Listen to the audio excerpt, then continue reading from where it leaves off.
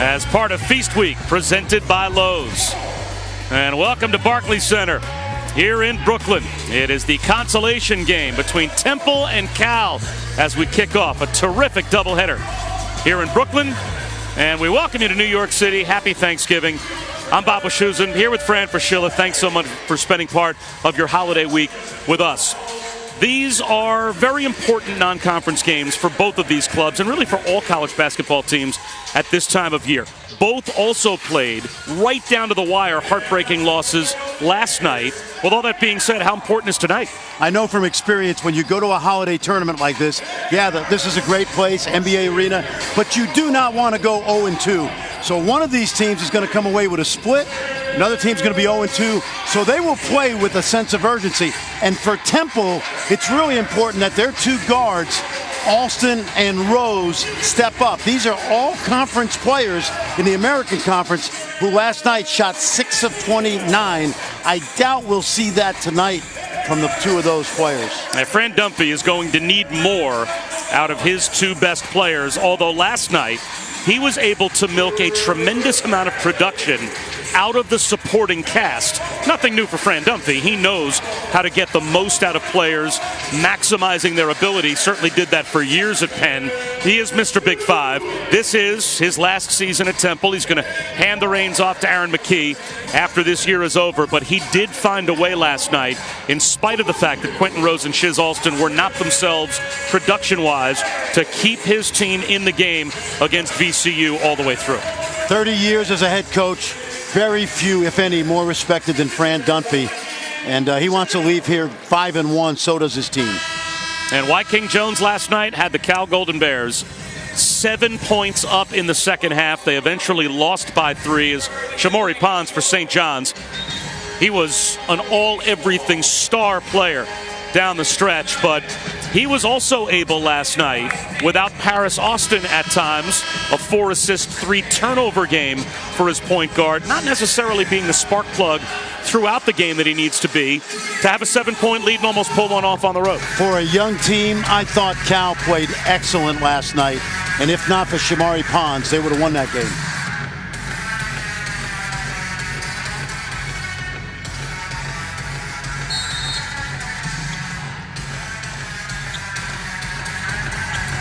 We are underway at Barclays Center here in Brooklyn. And let's take a look at the starting lineups brought to you by O'Reilly Auto Parts. And for Cal, Paris Austin certainly is what makes the engine go. But Darius McNeil got off to a terrific start last night. He eventually finished 5 of 10 from three-point land and had 21 for the game. And with a jump hook getting things started for Cal, Andre Kelly. And now the starting lineups brought to you by O'Reilly Auto Parts. For Temple, Nate Pierre-Louis was the star stat sheet stuffer for the Owls last night. 11 points, but more importantly, 6 steals. He tormented VCU for much of that game. 8 rebounds as well. Baseline jumper off the heel for Quentin Rose. Run down by guess who? Pierre-Louis. And that gives Rose another chance. And what I like about that play is that you get Quentin Rose an easy basket early, and that may get him going.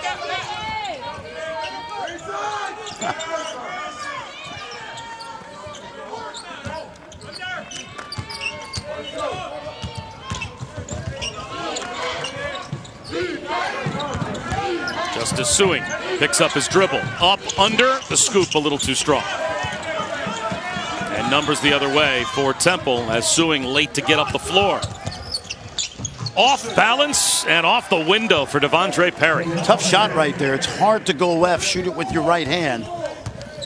And Perry gives them some offense. He really does from that 4 spot. He can shoot the 3. Saw him go coast to coast right there. Kelly with the left hand, rolls it off. Nate Pierre-Louis brings it the other way.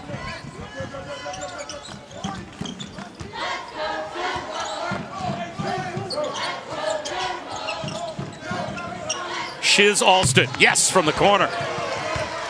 That's important. He's got the green light from Fran Dunphy to put good shots up, and last night was not his night. So both Alston and Rose on the board early.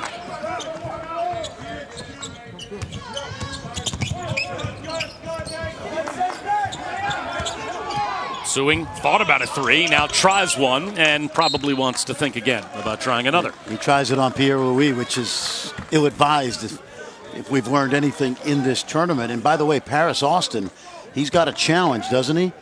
Because Nate Pierre-Louis is going to be in his grill as well. You see Cal go zone. The zone was really effective last night against St. John's. It took St. John's of a lot of one-on-one opportunities until Shamari Pons went nuts late. Nice look. Alston, a flat B, just a little too strong.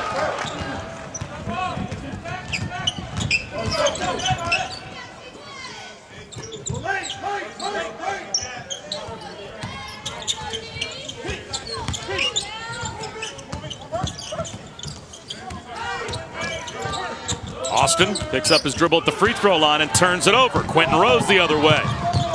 He'll Euro step crossover, but can't finish.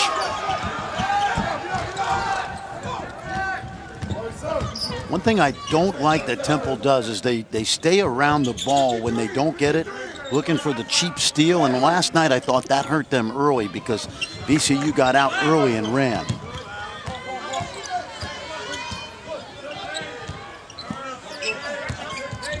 Suing gives it up to Kelly. At his pocket, picked by Pierre-Louis. Quentin Rose fouled on his way to the goal. And Donnie Epley says foul on the floor. Now I'm keeping an unofficial count in my head, but Pierre-Louis has gotten a piece of 3 balls already.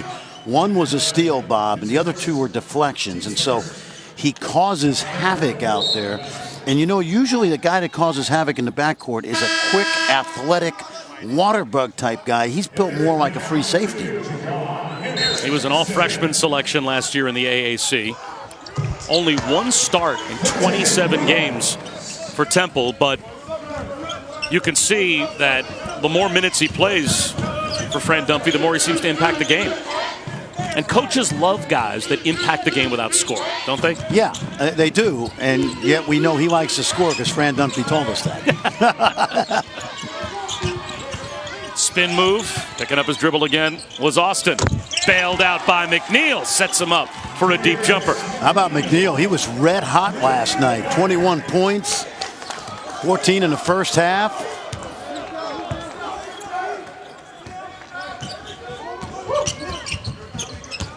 Rose. Little too hot to handle for a flat feet. And a Temple turnover, but they've got the 4-point lead. It's the Legends Classic here in Brooklyn. ESPN's exclusive presentation of college basketball is brought to you by GotPrint.com. High-quality printing at unbeatable prices. And Old Trapper Beef Jerky. What's your beef? This is indeed the last season in coaching for Fran Dunphy. What a loss for college basketball. Became a legend at Penn, then the Temple head coach as of April of 2006. Has taken the Owls to the tournament 7 times. AAC Coach of the Year twice in 2015 and 2016. He has long been known as Mr. Big Five. And Fran Fraschilla, Fran Dunphy, will always be remembered as one of the classiest gentlemen in this sport. Without a question. And it was a surprise when he left Penn to go to Temple to replace John Chaney. And he had a dinner with Chaney before he took the job. He wanted to get John's blessing because he is the godfather of Philadelphia basketball. And Fran said, I listened for most of 2 hours. I might have talked for 5 minutes, but John Chaney gave him his blessing. And Fran has had a great run at Temple as well as at Penn. And he truly is one of those people in the coaching profession that everyone admires.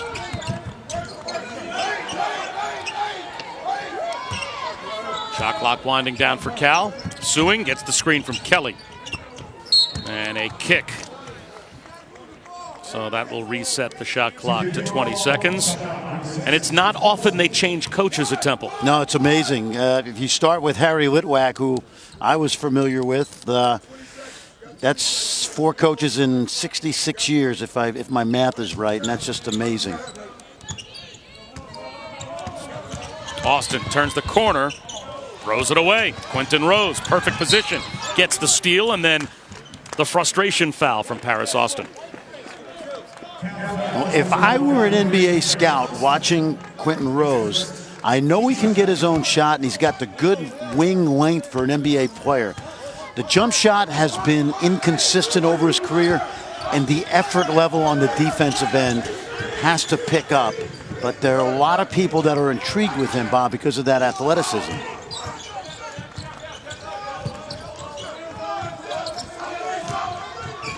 Good hands from Austin.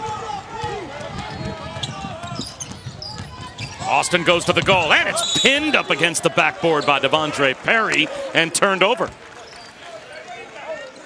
Yeah, unfortunately for Austin, watch this block shot, and Austin falls out of bounds, and he's the first player to touch it out of bounds, which means Temple gets that ball back. Cal back to man-to-man now, so they'll mix up their defenses. Backdoor cut. Pierre-Louis just a little too strong. Suing gives it up. Another block, this one from Rose. He came over and rejected Harris Dyson.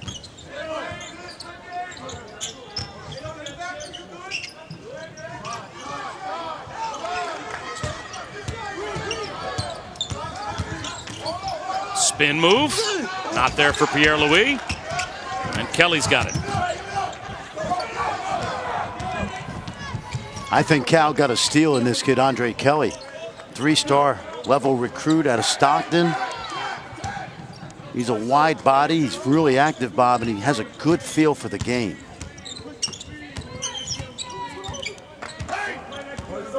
Shot clock at 8.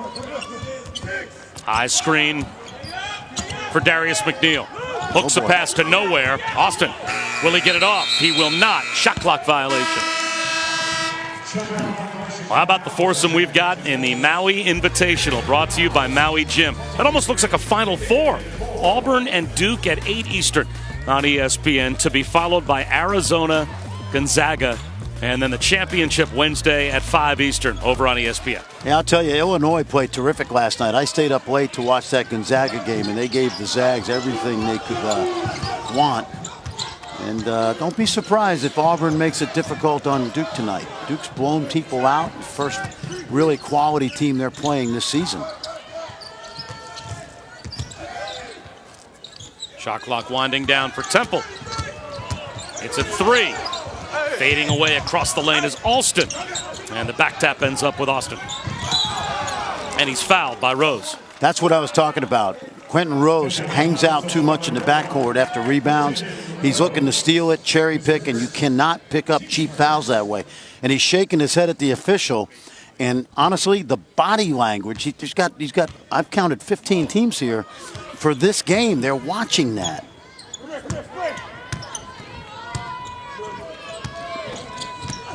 Suing with the left hand. Kelly tried to keep it alive, but here comes Quentin Rose.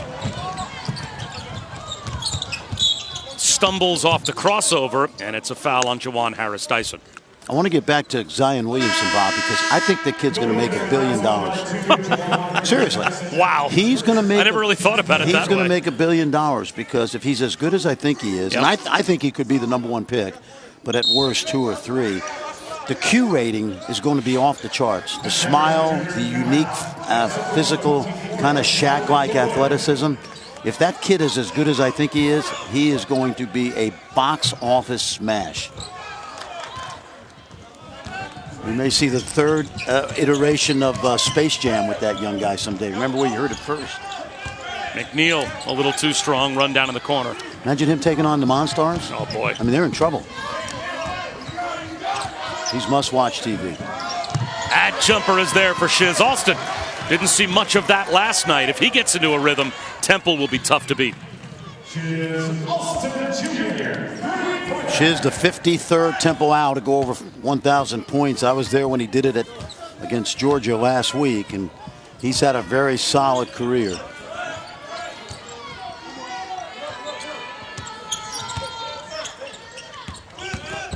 The freshman Bradley draws the foul. Well, frequent flyer miles have piled up for these Cal Golden Bears in the non-conference. We'll take a look at their opening trip to Shanghai when we come back. Back in Brooklyn at the GotPrint.com Legends Classic. A great start for Temple, but what a start for the season it has been for Cal, at least in terms of their travel itinerary. Earlier this month, the Pac-12 continued their Pac-12 Global Initiative with their 4th annual China game. It was played on November 9th. It was Yale, the opponent in Shanghai. Cal would lose that game, but they came out winners on the other end of this trip, talking about the experience they feel like their players had, the bonding experience through all of these outings they took during their week in China. Absolutely. This is the 3rd year that the Pac-12 has set up the China game. Harvard-Stanford the first year. Last year, UCLA played in it. But I went on that Harvard-Stanford trip because of the Harvard connection, and it was fabulous. A once-in-a-lifetime trip for these kids that they'll be talking about forever. And they got to see the Alibaba headquarters and Shanghai Disney, which is kind of cool. I got a chance to take the bullet train to Beijing and then to the Great Wall, which is something I'll probably never do again in my life. When you were coaching, were there those types of opportunities for foreign trips for teams? I don't remember that being as prevalent, say, when I was kind of coming up through college years as it is now for teams. Not as much, but now I think it's an arms race like everything else. Did you ever take a team away? I did. I took my Manhattan team to Spain. It was unbelievable. How many games did you play? We were 6-0 on that trip. Not that I remember, because I remember saying to the team, look, we're going to make this trip, but we're not going to practice once we get there. And we played teams that were in their exhibition season in August, because many of the international teams don't have their full complement of roster yet. But great cultural experience for these kids who play in the NCAA. Lonnie Moore hits a 3. Well, talking to coaches that have that experience with teams, they just talk about the bonding experience that it seems to develop between the players and how your season can be affected by the team chemistry that develops during a week away like that. It does. What you don't want to do, Bob, is you don't want to make it a grind. Like, you don't want to go to, you don't want to go on a Spanish tour like we did and practice every day. Right. We did the practices at home.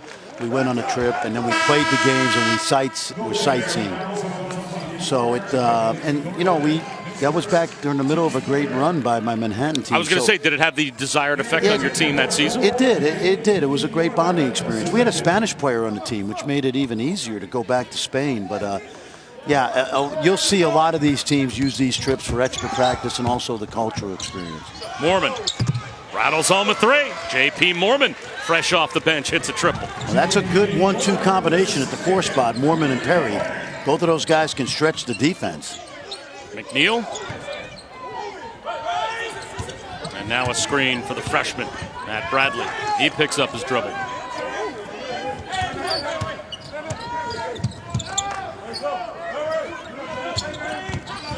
You know what I'm looking at right now? 4 freshmen for Cal. Whoops. And a mistake by one of those freshmen, Bradley. Steal for Moore, and Alani Moore is fouled by Paris Austin. Well, tomorrow night, the NBA Wednesday night doubleheader on ESPN has some old friends visiting old places.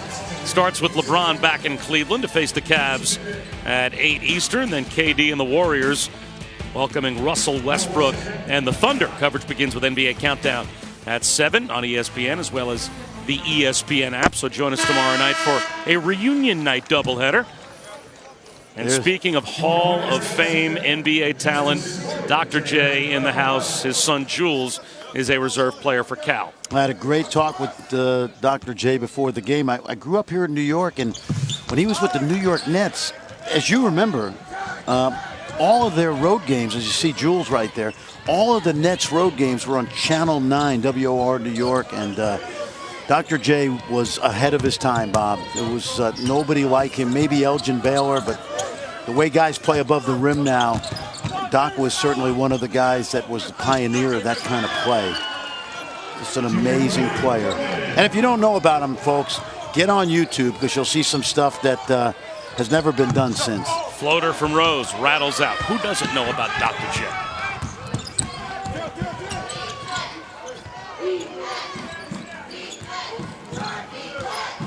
Hard to imagine my sons, even in all their YouTube travels, have not stumbled upon some Dr. J highlights. Oh, man. That's an NBA 3 that is buried for Jacoby Gordon. Another one of those Cal freshmen knocking down a shot. Absolutely. Precocious freshmen. They've got 2 kids from Houston on that roster, McNeil and Gordon. Assistant coach Chris Walker, a Houston native. We had Gordon as one of our top 100 players on our ESPN 100, so a nice recruit for Wyking Jones and Cal. Pierre-Louis is fouled on his way to the goal by Jawan Harris-Dyson, who's only a sophomore. So again, the youth on the floor for Cal. That's the second on Harris-Dyson. That's right. Only 2 scholarship seniors, 3 sophomores play a lot, and then we've seen these freshmen really make a contribution the last 2 days.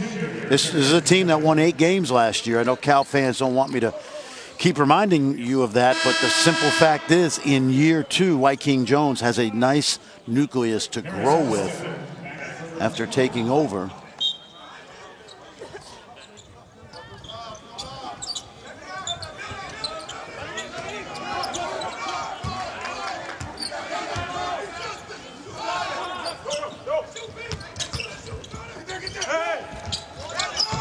That's a brick from long range as Pierre-Louis was off the mark.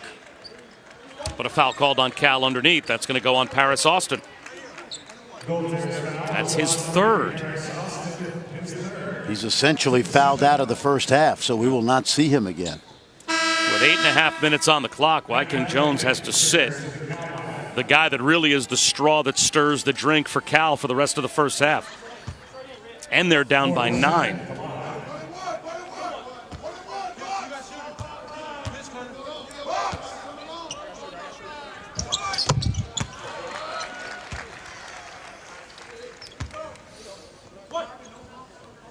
This young man, Alani Moore, made some starts as a freshman. He's been more of a role player since, but he is an exciting off-the-bench kind of guy. Kind of describe him as like a 3rd down back, you know, like a Darren Sproles, can come in the game, provide you some energy, make some shots, be a harasser on defense.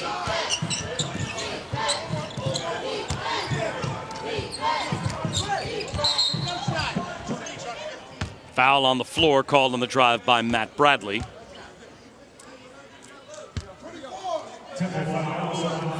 That's Pierre-Louis. That's his first.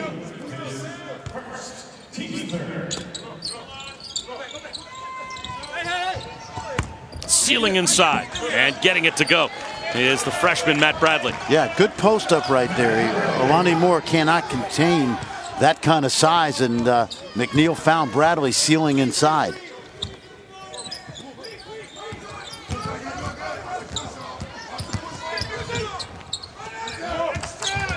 Pierre-Louis kicks it back outside to Mormon.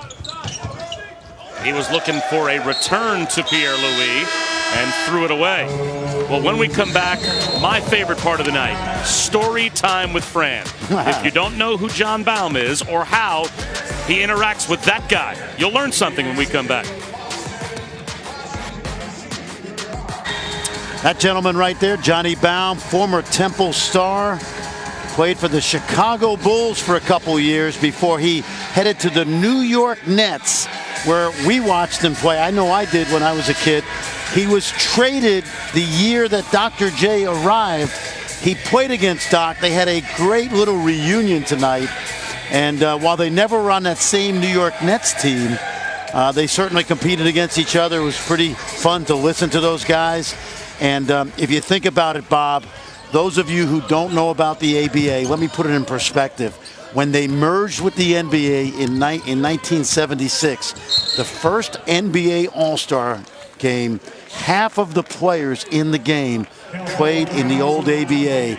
We're talking about guys like George McGinnis and David Thompson, Moses Malone, and Johnny competed against those guys every night, and he's been a long-time broadcaster as well. And hey, Roger Brown, a guy that unless you're a basketball fan, you don't remember how great he was. He played on those great Indiana Pacer teams. And he grew up right here, about a couple miles away from where we're playing right now. Alani Moore stretches the Temple lead to 10. He's got 7. He's knocked down a couple. I remember watching those old games on Channel 9 the same way you did. I remember getting for Christmas, when I was probably 7 or 8 years old, a red, white, and blue basketball. Isn't that amazing? Because that's what they used. Absolutely. That red, white, and blue ball, every kid wanted one of those because it just looked so cool on TV. And it wasn't for the, remember, they were the league that introduced the three-point line to basketball. I think Darius McNeil's happy they did. Yeah, absolutely.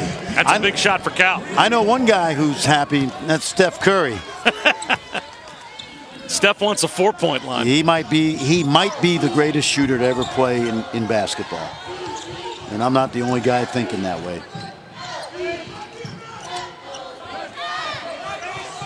Think of all the great shooters. You think of guys like Reggie Miller and Rick Barry, Jerry West, but you know the things that Steph does and the distance he does it, Bob. I just don't think in my lifetime I can think of anybody better. Vanover couldn't corral the rebounds. Now in the corner, Suing is fouled by Alani Moore. Connor Vanover can shoot the three at 7'3". But we're not going to see it right now because he's going to take a seat. I don't know that there is a player in the world, I mean in all of basketball, that doesn't fancy themselves at least somewhat of a three-point shooter regardless of size or player type. Right? They all want to shoot the three. Well, you know what? If you look at early in this college season, there's been a number of guys. There's been 2 guys have already made 15 threes in a game.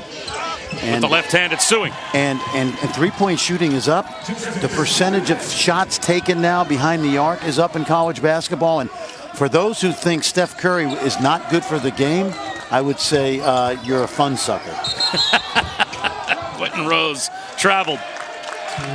Cal has made 5 in a row after starting 2 for 10. They forced the turnover here, and they're back within 5.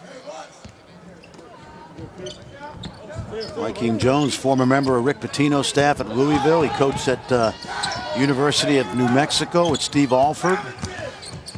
Spin move with the left hand, unable to hit was Bradley. Kelly has his pocket picked by Alani Moore.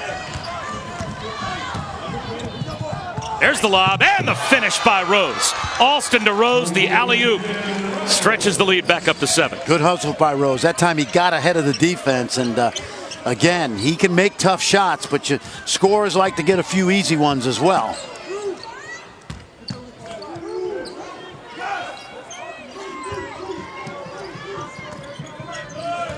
Suing puts it on the floor.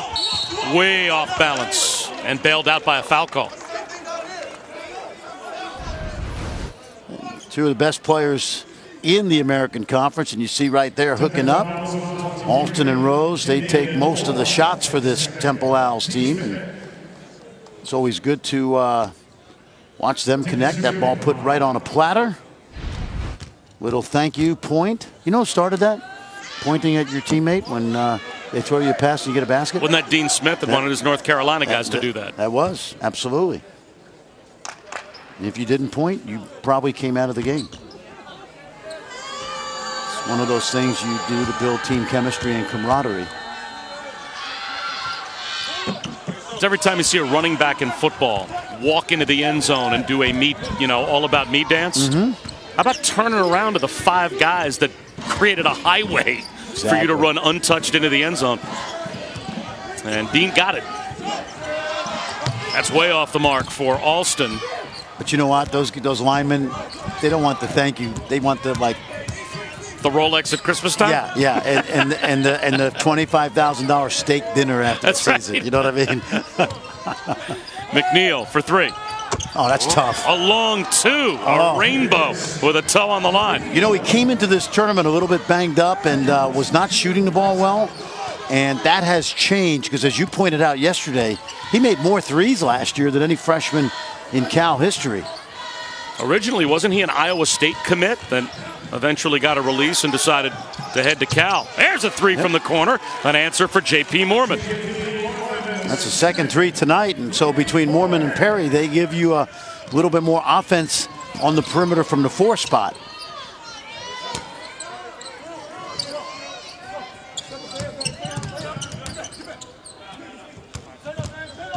Andre Kelly. I like this kid. I like this guy. Tell you what, impressive. He sets great screens. He carves out space, and that's a spin move. I mean, that's like an elephant doing a ballerina dance right there. Nice little wraparound pass. I don't want you to think that I'm calling him an elephant, but I'm just talking about the agility from a big guy. I got it. How's that? Yeah. Damian Moore, by the way, the beneficiary of the good look from Quentin Rose. Well, the Kelly family now, they're going to tell him what I said. But no, I've really enjoyed watching this kid play for 2 nights. How good a screener is he going to be, Bob? burying one from the corner is Matt Bradley. Another freshman. Boy, these freshmen have been solid. Matt Bradley can score. He scored 72 in a high school game. Rose across the lane. Again tries to play playmaker and shuffled his feet and turns it over. Boy, I'm telling you now, this kid's got all the movement of it. This kid could be an offensive tackle, but he gets it done on the court. Little spin move by the big fella in Brooklyn. ESPN's exclusive presentation of college basketball is brought to you by Lowe's. Hurry in today for huge Black Friday savings. I know those three boys. They look very familiar, Bob Wischusen. They look like their mother. Little night out on the town from Jersey to Brooklyn, right? That's right. These three are big basketball fans. So when they found out we had a good doubleheader, had a chance to come see Shamori Pons. Yes. And St. John's a little bit later on. And with the games that you and I do, it's not that easy to hop, skip, and a jump to Ames, Iowa, or Lawrence, Kansas. So when we're lucky enough to do a game in your old stomping grounds here in Brooklyn, of course, I live right across the river in New Jersey. Yeah, it's fun to bring them along. That's cool. Cal has made 8 of their last 9 to make this a 5-point game.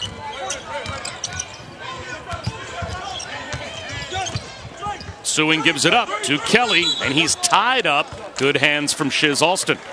And the arrow gives it to Temple. Yeah, that's a tough play for Kelly because that ball is not thrown high enough for him to catch it, go straight up. When you dump it off at his waist level, it allows those little guys to get in there and grab that ball. It's exactly what happened. Second time tonight that's happened to Kelly. Pierre-Louis to Rose in the corner for 3. Yes.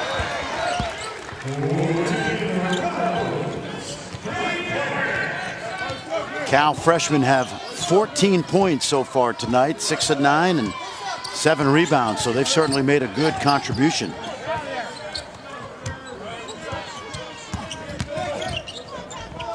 Nice up and under move by Sewing, but too strong with the left hand, although it's out off Temple. This is a simple, what we call baseline drive, baseline drift. When that ball goes baseline, that weak side wing runs to the corner to provide a good passing outlet and a good place to knock down an open 3. Of course, in the NBA, that's the shortest 3 on the court, and that's why you hear corner 3 so much at the NBA level. College, same distance, all the way around the court. Reach-in foul called against the Owls. And it looks like that one will go against Ernest Aflakby. 5 points and 10 rebounds last night for Aflakby. Devondre Perry back in the game, replacing J.P. Moorman.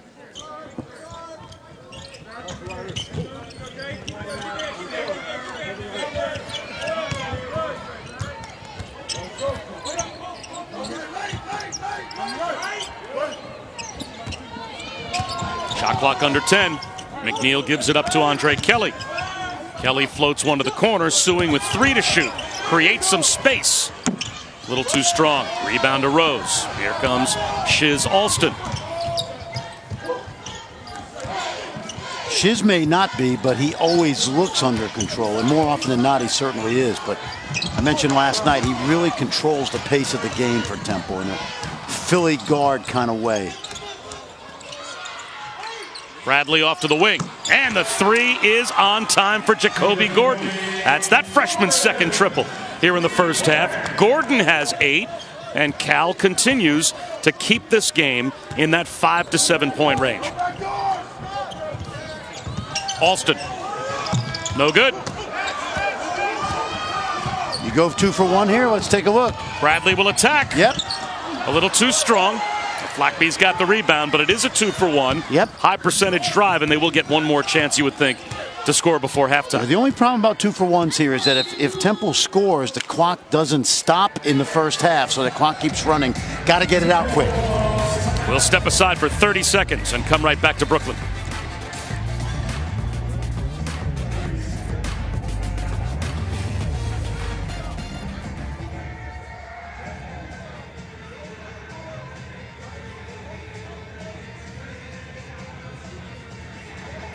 Bob Wischusen, Fran Fraschilla back in Brooklyn. The story for both of these teams: Temple, better percentage from 3 than from 2, and Cal, they are driven by their youth. That's been the story in the first half. Yes, it has. Temple, those freshmen have been very solid over 2 nights. Now, remember, if Temple scores, Cal's got to get it out quick because the clock does not stop on a made basket at the end of the first half.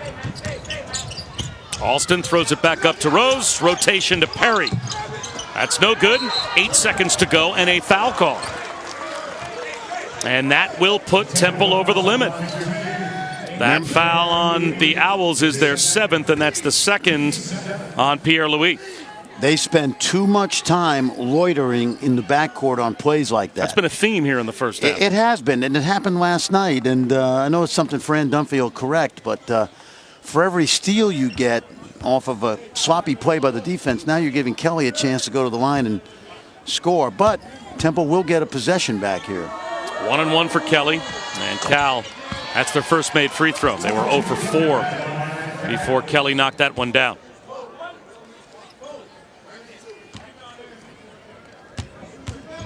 .4-point-a-game scorer as a 3-star prospect out of Lincoln High School last year. 6 seconds to go in the half, and Rose bottled up in the backcourt. Yeah, good pressure even off the missed free throw. It slowed him down. Alston, good if it goes, and it's off the mark. Good D by Cal, and they trail Fran by only 4 at the break. Temple and Cal head to the halftime break here in Brooklyn.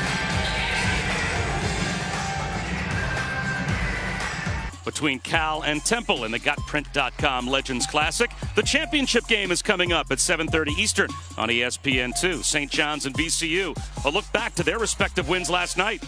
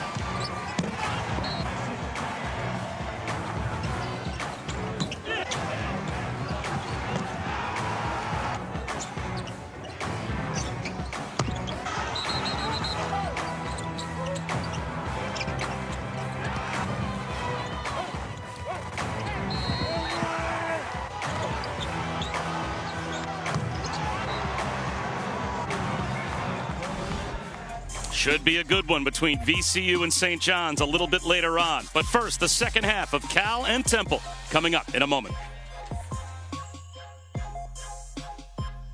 As part of Feast Week, presented by Lowe's. Just about set for the start of the second half of our third place game between Cal and Temple. St. John's and VCU in the championship game at 7:30 Eastern on ESPN2 still to come. Bob Wischusen, Fran Fraschilla, glad you can be with us. Last night, we saw a Temple team that didn't get the best out of Shiz Alston, out of Quentin Rose.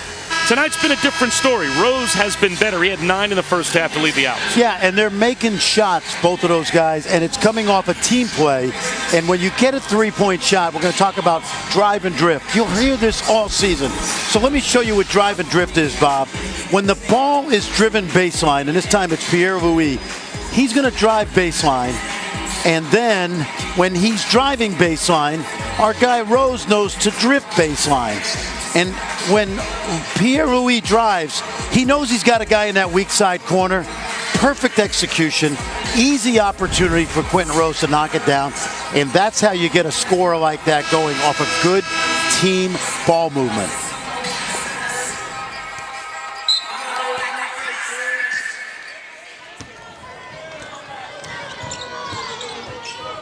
Cal shot 46% collectively from the field in the first half, but got sloppy at times, turned it over 7 times. Although they made 5 of their 7 threes, still down by 4. But at one point in the first half, Temple did open up a 14-point lead. What do you think of those freshmen? They've got 18 of the 28 points for Cal.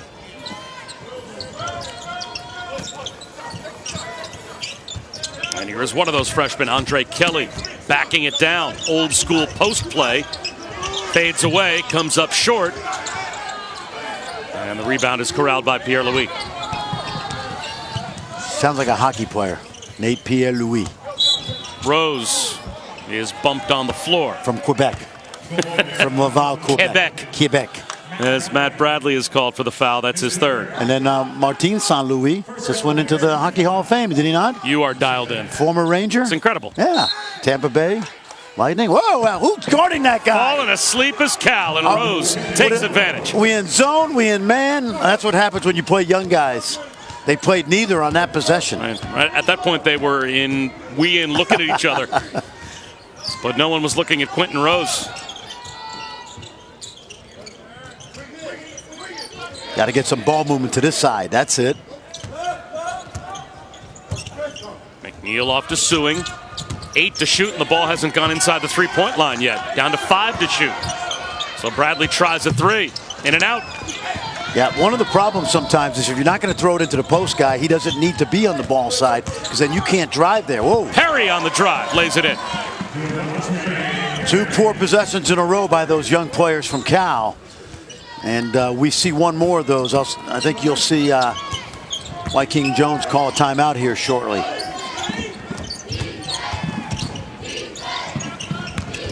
Sewing is fouled by Perry. It's good to establish a post presence, and Kelly can do that. But if you're not going to throw it into him, Kelly needs to vacate that low post area so these perimeter guys have room to drive. I know one of the most important things, or one of the most basic things that teams chart is possessions where the ball at some point touches the paint. And the effect that you're hoping that that's going to have on your offensive efficiency as Kelly again goes to a series of post moves but can't hit. Yeah, and it doesn't have to be through the post player. It can be driving into the lane and establishing yourself with the dribble. And it's been proven, Bob, that the more you get the ball inside, the easier the perimeter shots will be. You also get yourself fouled. You get the other team in foul trouble. Their defense lets up a little bit because you don't want guys sitting on the bench with fouls. A guy knows if he's got 2 fouls, if he's a smart player, he doesn't want to give up a third. So you can drive that guy. A Flack peek, looking for Rose cutting back door. And Rose couldn't handle what was a tough pass in traffic. Again, coming up in Maui, Auburn and Duke at 8 Eastern over on ESPN. And we will have St. John's at 7:30 Eastern right here in Brooklyn taking on VCU in the Legends Classic. It's looking like havoc is back for VCU.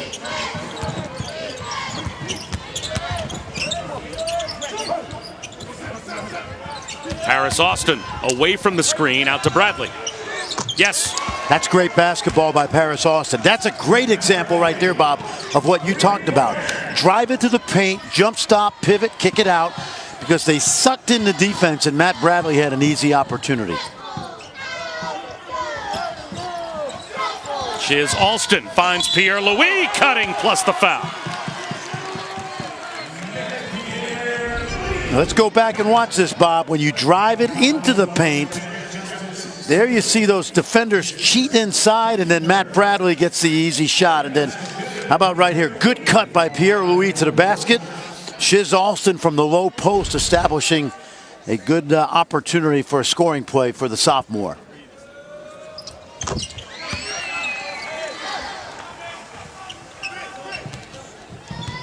Back up to an 8-point lead for Temple. Coming up on 3 minutes gone by in the second half. That's good D. Sewing. Shot fake, got Perry to commit. That's not good D. But what Perry did is he heard ISO. He took away the left hand. So Sewing had to go right. And the only way he could create a shot is, watch it. Watch Perry take away the left hand. So now Sewing's got nowhere to go. So he's got to use some guile.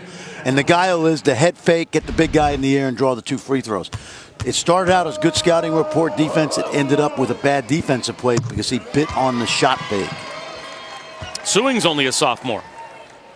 Last season, he led Cal close to 16 points a game. Also second on the team at over 5.5 rebounds per game. That in Pac-12 play.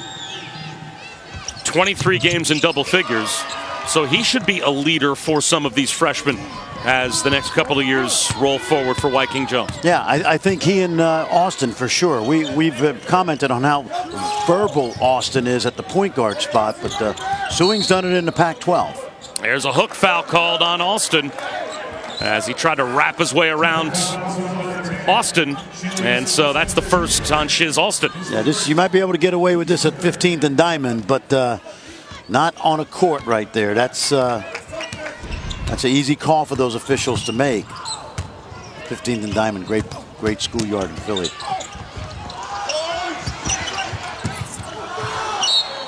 Scramble for it, and it's knocked out of bounds by Kelly.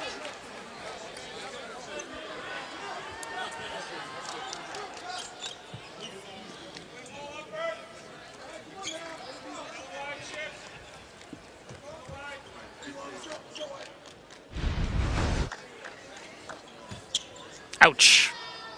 And double ouch. Ooh, and that's a big boy landing on Perry's head. He was shaking out those cobwebs for... Perry ends up with Andre Kelly on top of his head after his left hand kind of inadvertently backslapped Andre Kelly as both guys took a shot. Speaking of taking shots so far tonight, Quentin Rose much more effective. 13 points on 6 of 10 from the field, after he only had 8 points in the loss to VCU last night, 4 of 15 against the Rams. And a nice left-handed finish by Matt Bradley.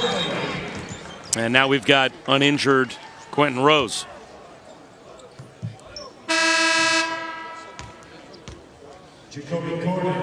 Looks like the inadvertent poke in the eye.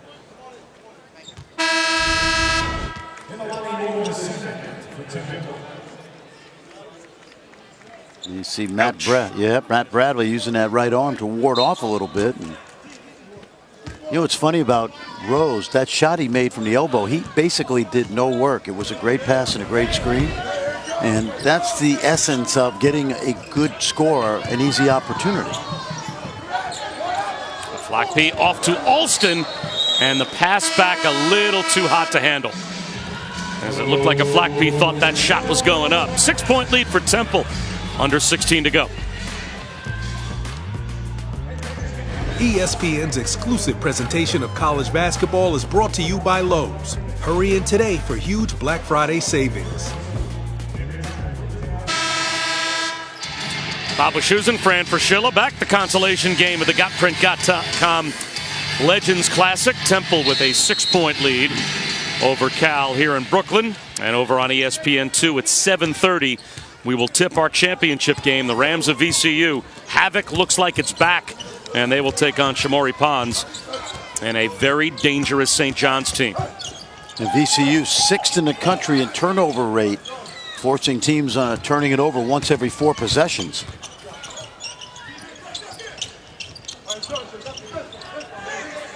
Shot clock winding down. Darius McNeil forces one up. Air ball.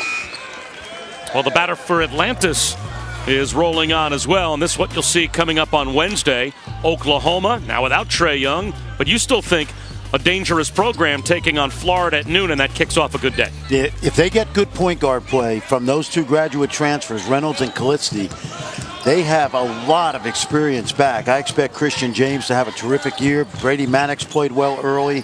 McNeese inside. I like that team. It was just a weird year last year, as you know, with the brilliance of Trae Young and just not putting it all together late in the year. Shiz Alston finds a Flackby rolling to the goal, and he lays it in. Darius McNeil is called for the foul. So an end one chance for Ernest Flackby. Good screen and roll. Watch a Flackby. He's going to come up and set a screen, and the ball screen creates indecision for a young team. 2 guys follow the ball. No help from the backside by McNeil. His job is to what we call tag the roller, which basically means bump him without fouling. And he got to the basket unimpeded. A Flackby. Temple now 5 for 5 from the field to start off the second half, and the lead back up to 9. You and I will be spending a lot of quality time together in the Big 12. Is this going to be the, 37th consecutive year that Kansas wins the league title? Or who would be the real challenger, if there is one, this year for the Jayhawks? Well, Kansas State, for sure. I mean, they got everybody back from an Elite Eight team, and obviously the road goes through Lawrence, and they're going to be awfully hard to beat again at home because they win at home and because they have great players and great home court. KU's in town. You'll be here tomorrow. Absolutely. We'll see KU play Marquette tomorrow as part of that opening semifinals of preseason NIT right here. By the way, I'm going to be here all day, Bob. The Panthers of Pittsburgh, they're playing St. Louis here at noon. McNeil off to Kelly. Kelly's got to go up quicker. How about the NIT bracket? And yeah, we are going to see the semifinals at 5 Eastern tomorrow on ESPN2. A very good Tennessee team. And will we get a Tennessee-Kansas matchup at 9 Eastern on Friday? That'd be a fun game to watch. That will be fun. Jay Billis is going to be flying cross-country over the oceans. But I want you to watch this. Kelly, I've been praising this guy. He's got to go up stronger and quicker right now. See, he brings the ball down, and by the time he goes back up with it, it's too slow.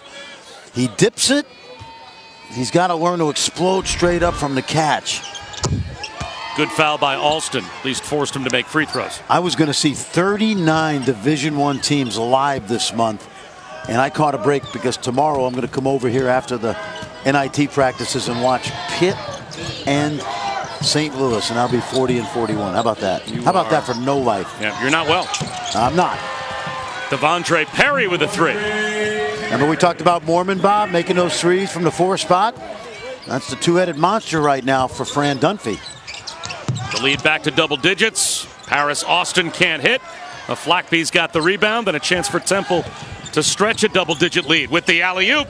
Tough catch for Pierre-Louis and a great recovery to keep the possession alive for an Alston triple. That stretches the lead up to 13 and forces a Cal timeout. A 9-2 run for Fran Dunphy's Owls. On the money. Oh my God! There's the tap. Incredible finish. Now, there are a ton of UFC fans out there, and they're going to get their dose coming in January on ESPN, ESPN Plus. I love ESPN Plus. I watched that Duke trip to Canada in August. First time I saw Zion Williamson play for Coach K at Duke, and they played 3 low major D1 level teams. It was the first time I thought, you know what, I think this kid could be the #1 pick. And he may not be, but he's not going to be far off that. He is just an amazing player, and you'll see him tonight on ESPN. Suing with the left hand. Won't go, and a foul is called. I called Clemson Notre Dame last year, like early February, and we were down at Clemson. The game was in the afternoon, and at like 8 o'clock that night, Zion Williamson was going to do the "which hat am I putting on television to announce where I'm going" thing. And everybody, I mean everybody in Clemson, thought they had him, as Rose gets a takeaway and he lays it in. And so for SportsCenter, I called up ESPN and said, I'm going to be in the bar at 8 o'clock tonight. When they make this announcement on TV, I'll tape the crowd reaction for you, send it back, and you'll get this great video of all the people in Clemson exploding and jumping up and down when There was Zion Williamson decides to go to Duke. And all of a sudden, I'm taping this entire bar filled with people with, the purple paw prints on their cheeks and their orange hats. And they looked like someone had collectively stolen their dog or something. I mean, they were just so miserable knowing how great Zion Williamson is. And, of course, where does he go to pick? The rich get richer. He goes to play for Coach K. And Duke, as Rose misses from deep. Well, he wanted to play with guys he played up with on the circuit. He got to be friendly with R.J. Barrett and Trey Jones, certainly Cam Reddish, and they call it the brotherhood at Duke. And it's hard to argue with the decision when you go to Duke. It's hard to argue with the decision. He would have been tremendous for Brad Brownell, and it's one of those deals where he would have been a great player there as well. But he's off to an incredible start. I just don't think anybody – there was no echo chamber for him being a #1 pick, Bob. And he's the most incredible athlete since Shaq in college. And by the way, Quentin Rose has been pretty good tonight. Bob Wischusen, Fran Fraschilla back at Barclays Center in Brooklyn, where Temple has been very efficient, and they've got a 15-point lead. And Quentin Rose, number 1 in red, has been a different player tonight than he was last night. 7 of 12 from the field, 5 rebounds, 15 points. Last night only managed 8 points on 4 of 15 shooting in a 6-point loss to VCU. You know what I like about Temple tonight? 17 assists, 20 field goals. By my math, that's 85%. That's very good. That's pretty good. Last year, Michigan State, number 1 in the country in that stat, 67%. Here, Louis draws the foul as Fran puts his abacus away. How many people do you think under the age of 35 have no idea what that word means? Quite a few. Quite a few. Quite a few. Well, here's a young man that stuffs the stat sheet, and he did so last night. 11 points, 8 rebounds, and a career-high 6 steals.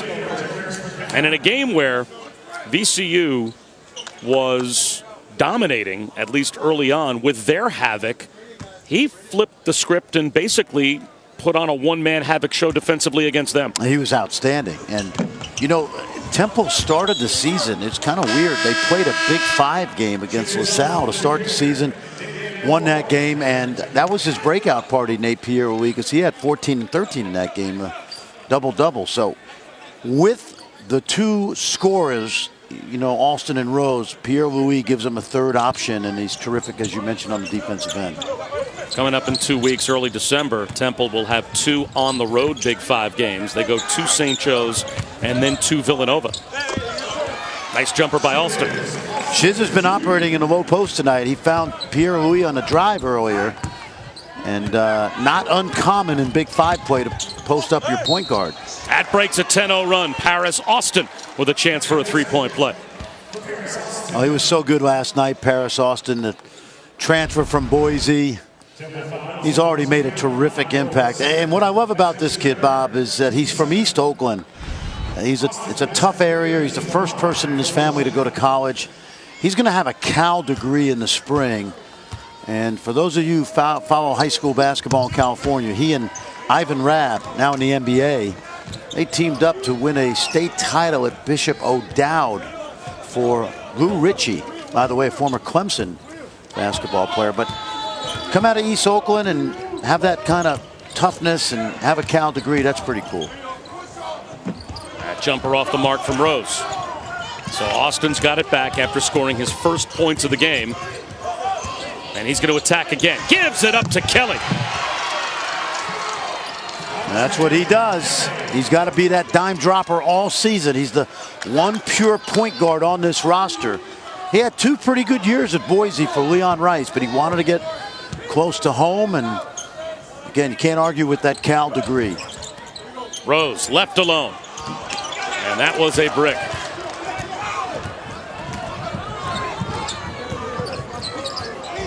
Austin a floater. Yes. Can Paris Austin shoot Cal back into it? They're down by 10. It's a quick 7-love run for the Golden Bears. See that zone. They've been mixing defenses all night. Little man, little zone. Trying to keep Temple off balance. A takeaway by Austin. He crosses over. Wild flip won't go. Yeah, lost his balance at the end. Rose bullets one underneath. And an easy lay-in for Damian Moore. Big Damian Moore, he played at Callaway High School in Jackson, Mississippi, and we see 2 of his former teammates. We saw Malik Newman at Kansas and Wesley Harris, who started every game for West Virginia last year. Talked to him before the game, and I said, pretty good team. He said, yeah, I didn't have to do that much. I definitely didn't shoot a lot. Matt Bradley. There's a freshman turnover. Rose runs the floor. Lonnie Moore instead lays it in with the left hand.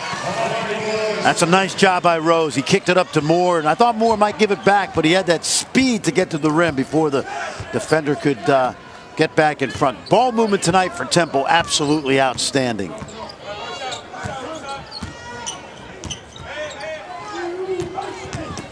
Austin turns the corner. Kelly is fouled.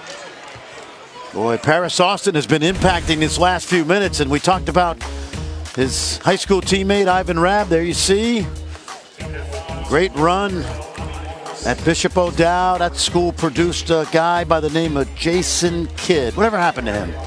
He had a decent career. He had a decent career playing for the New Jersey Nets, now the Brooklyn Nets. And this is what you want your point guard to do. Draw the big and then make it easy for the big fella. And then you got to have that little teardrop so you don't have to go all the way to the rim and have it punched into the stands. That foul, by the way, on Rose. Now check that.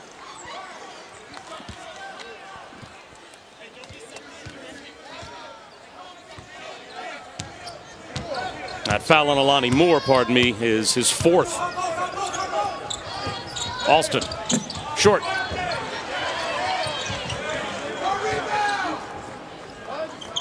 Allah, Rose with the finish from Alston. That's good eye contact right there. Rose was behind the defense. Nobody was watching him. Shiz Alston could see it all.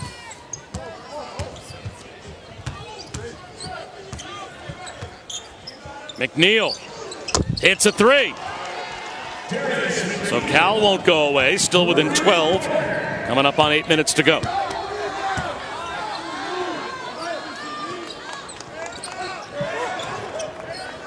Moorman at the elbow. Too strong. Darius McNeil tries to go coast to coast. And he'll go to the line as Moorman is called for the foul. Watch this little ESP right here between two guys that played together now for 3 years. Shiz Alston, that's over a 7'3" center in the middle. Eye contact, mental telepathy, ESPN with the finish.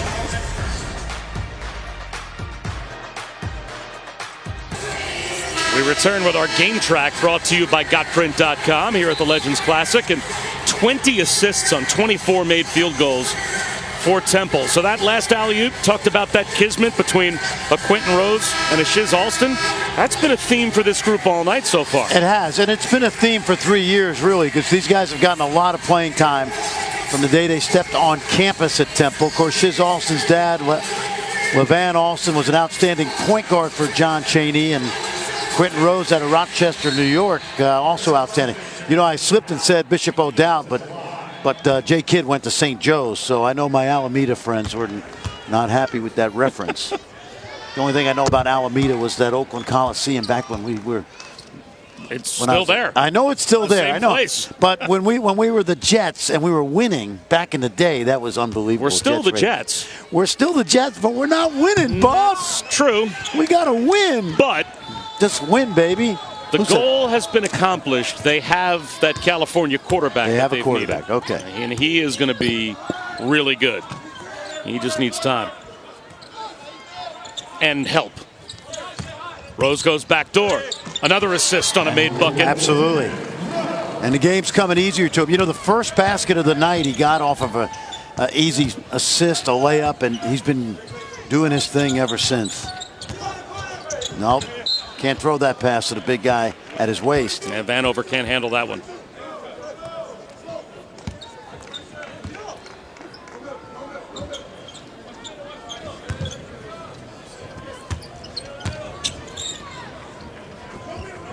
Token pressure, but certainly not the kind of pressure they saw for much of the game last night as Mike Rhodes' VCU team put it on Temple early, didn't they? Alston has Vanover caught on a switch, gives it up to Rose. Rose in the mid-range. And out of the pack emerges Darius McNeil.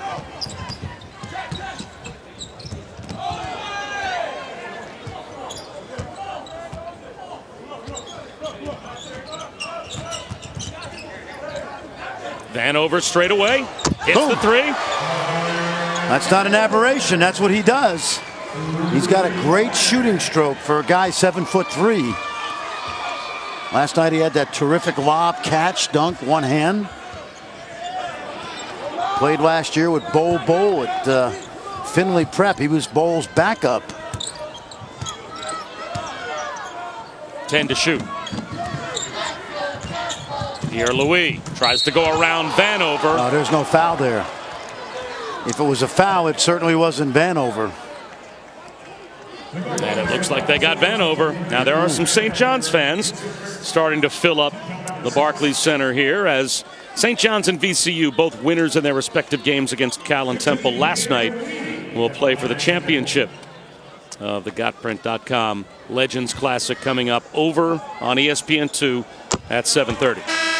And this is and I'll tell you what we call this, okay? Connor Vanover right here. I think he got penalized for being 7'3". That happens a lot when you're big, and you see it more in high school. Kid gets penalized for being the biggest guy out there. I used to say that about Shaq in the NBA. Yeah. That he wouldn't get fouls called just because he was so big and so strong that he would power through the contact. Nice drive by Paris Austin. Didn't mean the contact wasn't happening. Right. Just it didn't affect him the way it affected other players. Well, 1 out of 2 for Connor Vanover because he's big, but he's not as strong as Shaq. But the point is well taken. When you're that size, sometimes it looks like you're awkward. And that time, I thought he just made a good play on the ball. A 3 for Pierre-Louis. And another assist because Austin set him up perfectly. So this is vintage Temple basketball right now. They're trying to get to 5-1, Bob, and they've already got a good win over Georgia.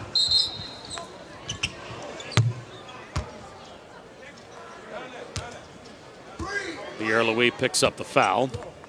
You know, one thing about actually a kick ball, so that will keep it with Cal. One thing about that second game tonight, this is probably as good an opportunity in the Chris Mullen era for St. John's to create a little noise nationally. They did beat Duke and Villanova last year, but to get off to this kind of undefeated start with a championship tonight would be huge for their confidence and morale, given that the Big East is somewhat in a rebuilding mode this year. The Big East needs a ranked team. Austin can't hit a 3.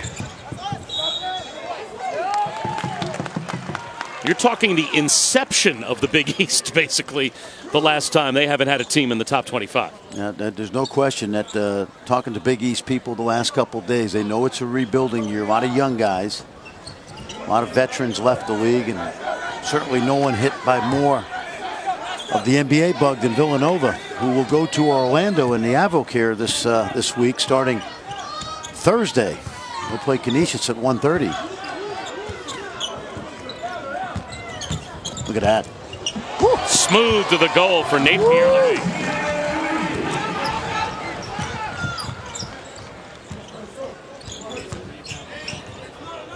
Austin.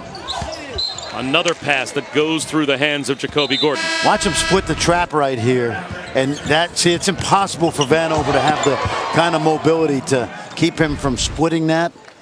He's got to back up. He's got to absorb the drive. He's got to make Pierre-Louis shoot over him. He's not quick enough to step up on those ball screens.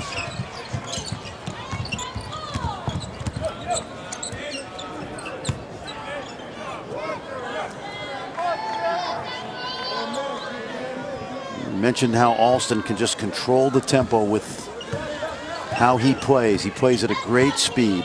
5 to shoot. Picks up his dribble. Now he's in some trouble. Rose has to force one. Pierre-Louis forces a held ball, but it is going to go to Cal as Jacoby Gordon tied him up. Under 4 to go here in Brooklyn. ESPN's exclusive presentation of college basketball is brought to you by GotPrint.com. High-quality printing at unbeatable prices. And Roman, let's take care of it. Well, Fran Dunphy's team has played Fran Dunphy basketball as we are closing in on the last few minutes of the consolation game between Cal and Temple.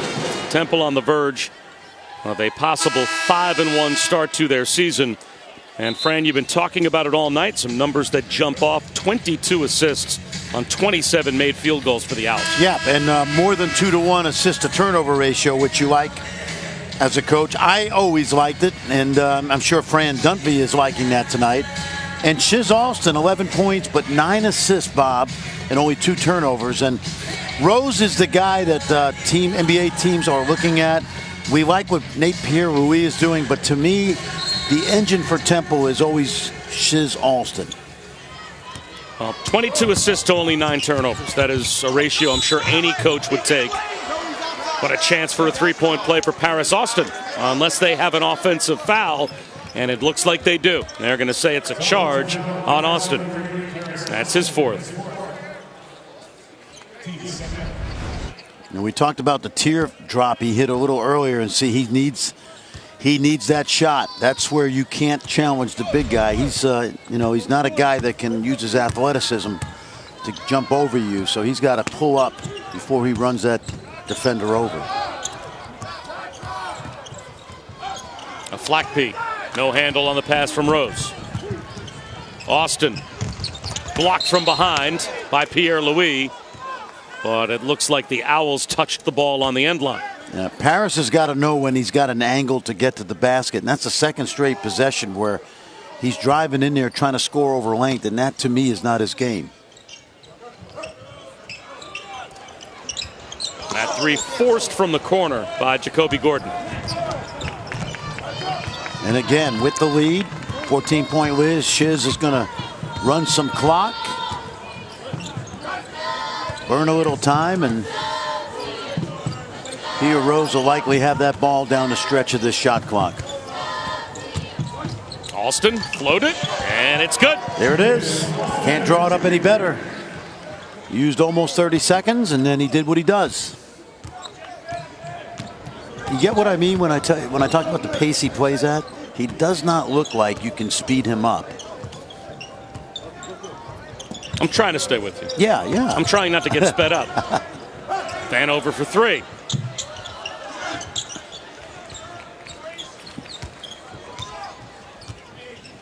And this again is his time of the game now. They've got this game in the bank minus a collapse, and it's unlikely to happen when you have the sure-handed ball handling out there they've displayed tonight.